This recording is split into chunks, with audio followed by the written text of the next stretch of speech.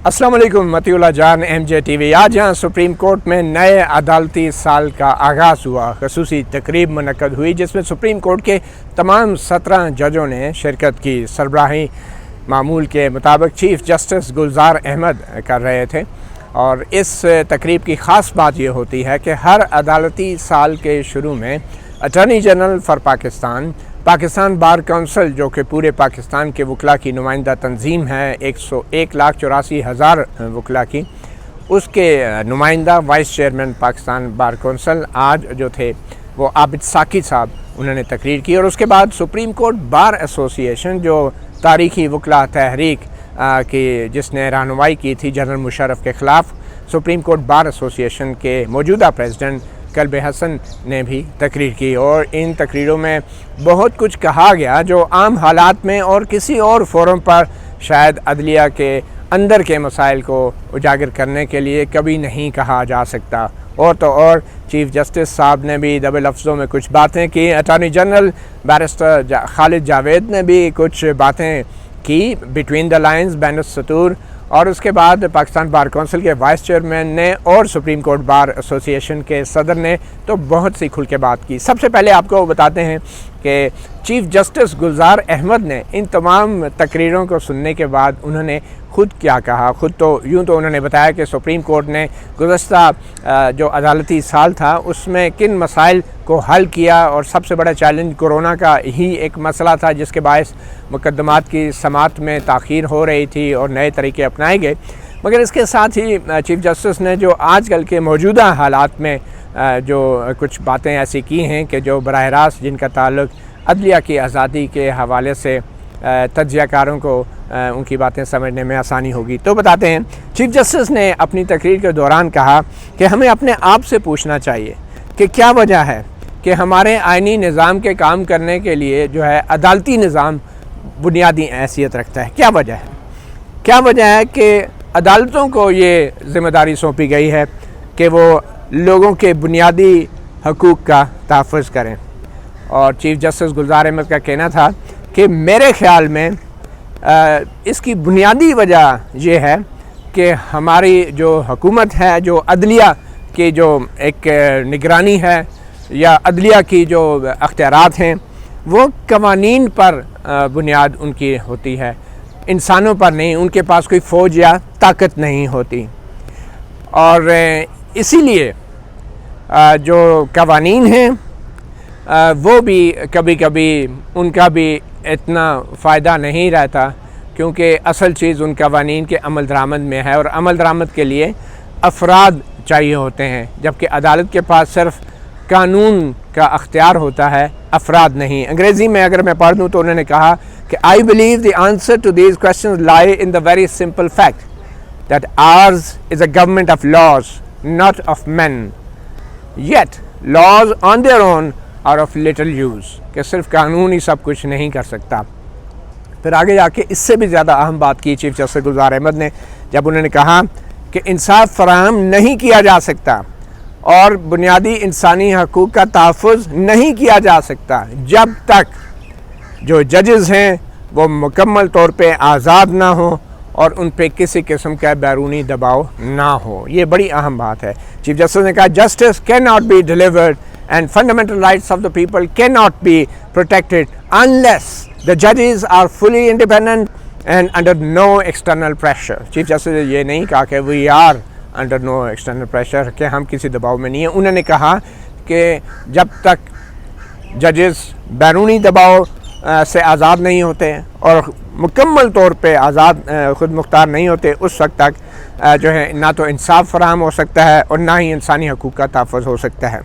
फिर आगे जाके चीफ़ जस्टिस कहते हैं कि जो आईन पाकिस्तान है वो इब्तिदा में ही अपनी प्रेम्बल में ही ये कहता है कि अदलिया की आज़ादी को मुकम्मल तहफ़्फ़ुज़ दिया जाएगा। और चीफ़ जस्टिस का कहना था कि आइन के तहत, तो आइन और कानून जो है उसके तहत किसी को ये इजाज़त नहीं कि अदलिया की आज़ादी को निशाना बनाए या उस पर हमला करे। तो उन्होंने ये नहीं कहा कि हम दबाव में नहीं हैं, उन्होंने ये नहीं कहा कि अदलिया के ऊपर किसी किस्म का कोई हमला नहीं हो रहा। تو یہ بڑی ہی ایک بامعنی تقریر تھی. 2 پیراگرافس میں چیف جسٹس گلزار احمد نے بھی بہت کچھ کہا اور اس لیے میں نے سوچا کہ یہ تقریر بھی آپ کو بتا دیں. مگر پھر اس سے زیادہ اہم چیز جو اٹارنی جنرل فار پاکستان جو آئین کے تحت آرٹیکل 100 کے تحت تعینات کیا جاتا ہے, وفاق کا نمائندہ ہوتا ہے, وفاقی حکومت کا نمائندہ ہوتا ہے, وہ بھی عدالتی سال کے آغاز میں ایسی تقریب میں اپنی تقریر کرتے ہیں. تو اٹارنی جنرل آف پاکستان بڑی ہی مشکل پوزیشن میں ہوتا ہے. ایک طرف تو قانونی طور پہ تو وہ وکلا برادری کی جو بار کونسل ہے اس کا چیئرمین ہوتا ہے, مگر اس کے اختیارات وہ نہیں ہوتے وکلا برادری پہ, کیونکہ وہ منتخب نہیں ہوتا اور صدر کا تعینات کردہ ہوتا ہے. تو attorney general for Pakistan barrister Khalid Javed نے اپنی تقریر میں کچھ اہم باتیں کی اور انہوں نے ایک طرف تو چیف جسٹس کو بہت سراہا کہ کرونا کے حوالے سے جو انہوں نے اقدامات کیے, اور مگر انہوں نے چند اہم نکات اٹھائے. ایک تو ججوں کی تعیناتی کے حوالے سے اعلیٰ عدلیہ میں, اور پھر جو عدالت سو موٹو اختیارات استعمال کرتی ہے, از خود کارروائی کرتی ہے بہت زیادہ, اس حوالے سے کچھ بھی نہ کہا اور بہت کچھ کہہ بھی گئے. مثال طور پہ attorney general barrister Khalid Javed Khan نے کہا کہ ہر پرابلم جو ہے وہ کوئی اس کا حل عدالتوں میں نہیں ہوتا, اور جو کہ آئین کے تحت سپریم کورٹ کو اختیارات دیے گئے ہیں بنیادی حقوق کو نافذ کرنے کے لیے, اس کے لیے جوڈیشل اسٹیٹسمین شپ چاہیے. مطلب اس کے لیے ایک اسٹیٹسمین شپ چاہیے. اسٹیٹسمین شپ سے مراد یہ ہے کہ ایسا شخص جو صرف اپنے اختیارات استعمال نہیں کرتا بلکہ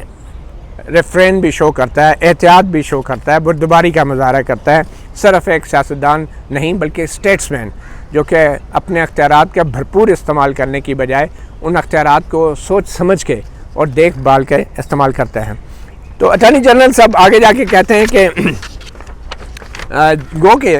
چیف جسٹس نے انکار کیا اپنے آپ کو کسی بھی سیاسی مقدمات میں الجھانے سے, اور کیونکہ ایسے مقدمات بقول اٹارنی جنرل کے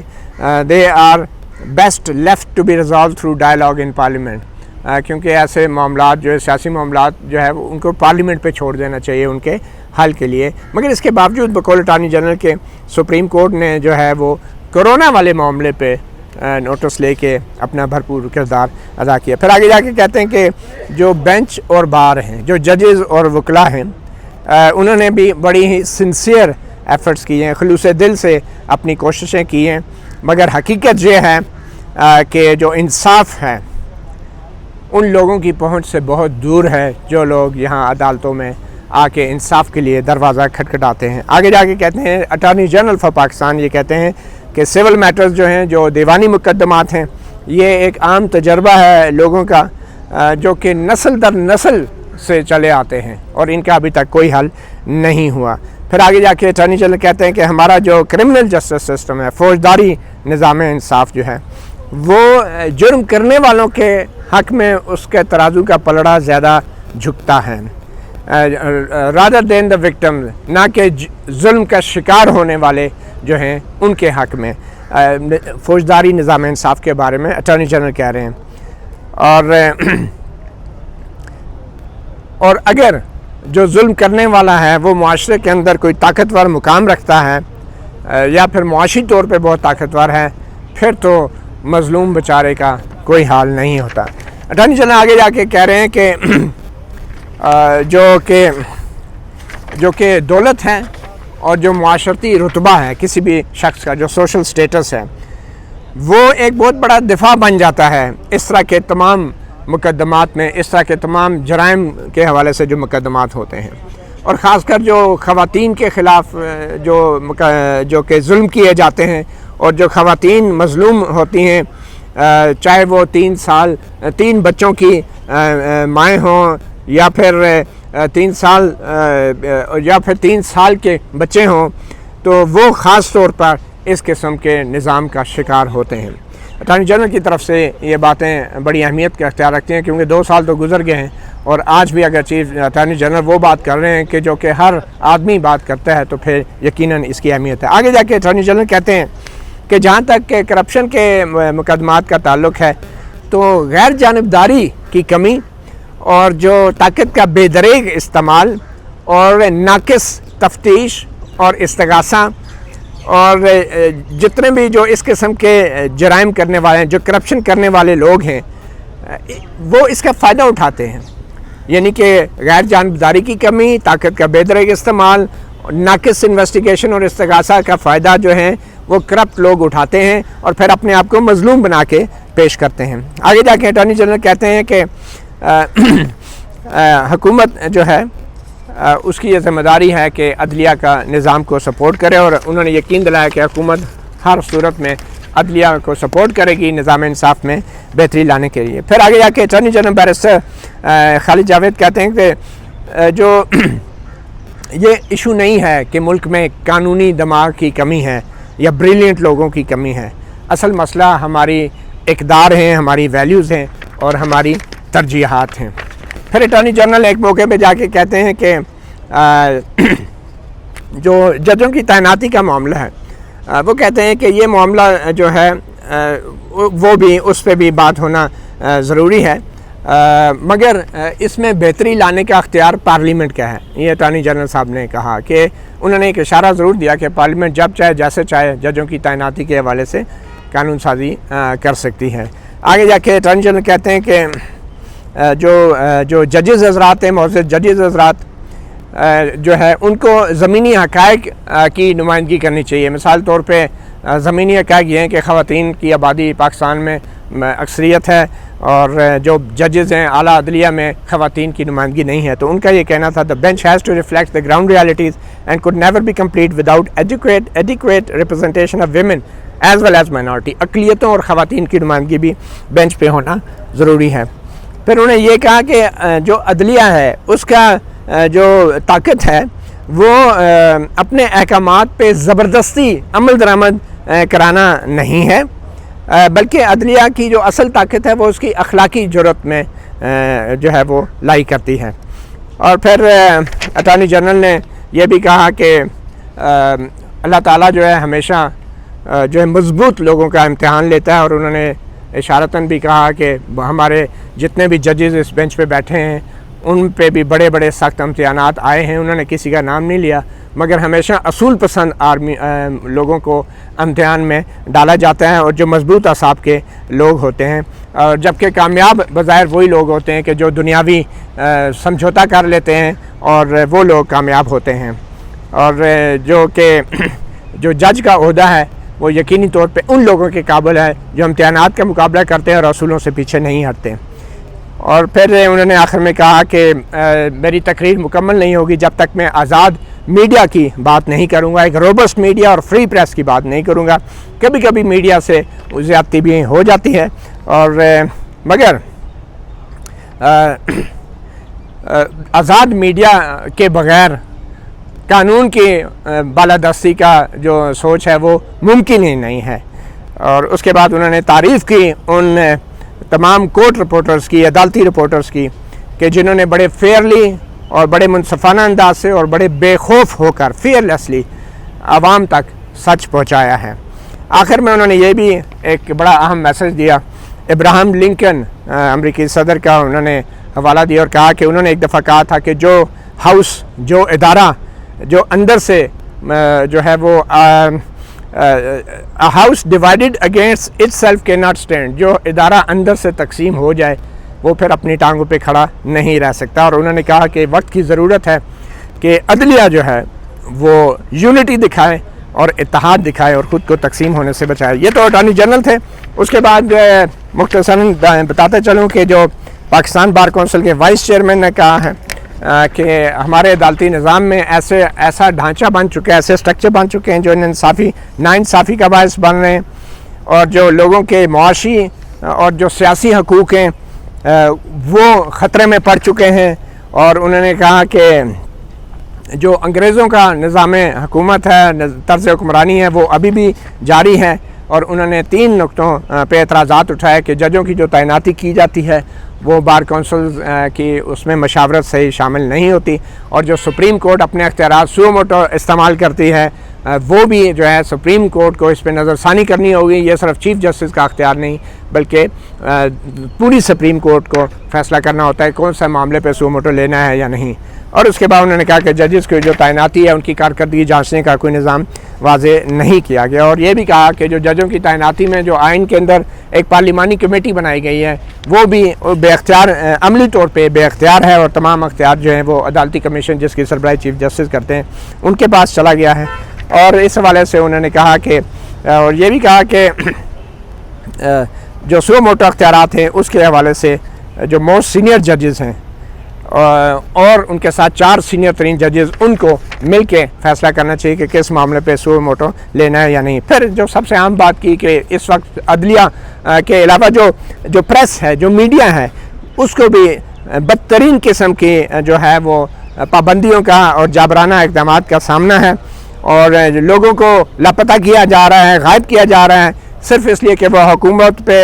جو ہے تنقید کرتے ہیں, اور سیاسی بنیادوں پہ قانون کا غلط استعمال کیا جا رہا ہے ان لوگوں کے خلاف. اور انہوں نے چیف جسٹس سے اور سپریم کورٹ سے اپیل کی کہ لوگوں کے حقوق کا اور آزادیوں کا تحفظ کرنے کے لیے ٹھوس اقدامات اٹھائے جائیں. اور پھر انہوں نے یہ بھی کہا کہ جو جنرل مشرف سابق فوجی حکمران کے خلاف جو سنگین غداری کا جو کیس ہے جو اپیلیں آئی ہوئی ہیں ان کا بھی فوری اس پہ فیصلہ دیا جائے. اور پھر پاکستان بار کونسل کے وائس چیئرمین عابد ساکی نے آخر میں یہ کہا کہ جو پاکستان بار کونسل نے اور سپریم کورٹ بار نے جسٹس قاضی فائز عیسیٰ کے حوالے سے نظر ثانی درخواستیں دائر کر رکھی ہیں تو ان کا بھی جو ہے کیس جلد از جلد سنا جائے. اور آخر میں انہوں نے یہ شعر پڑھا ہے شوق سفر ایسا ایک عمر سے یاروں نے منزل بھی نہیں پائی رستہ بھی نہیں بدلا, اور اس شعر کے ساتھ انہوں نے اختتام کیا.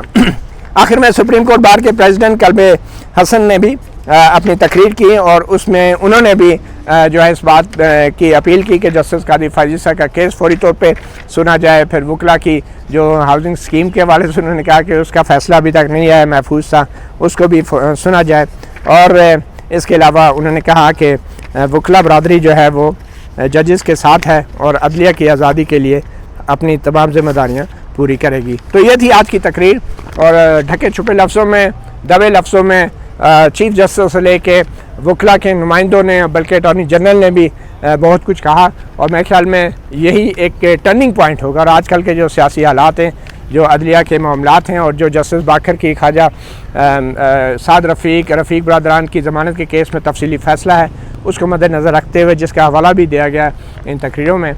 سپریم کورٹ کا کردار بہت اہم ہونے جا رہا ہے. اور آنے والا جو عدالتی سال ہے وہ سپریم کورٹ کی تاریخ ہی نہیں بلکہ پاکستان کی تاریخ کے لیے بھی ایک سنگ میل ثابت ہو سکتا ہے اگر ہماری عدلیہ, ہمارا میڈیا اور ہمارے سیاستدان اور ہماری جمہوری قوتیں اپنی ٹانگوں پہ کھڑے ہو جائیں. مطیع اللہ جان MJ TV سے اتنے اجازت دیجیے. اللہ حافظ.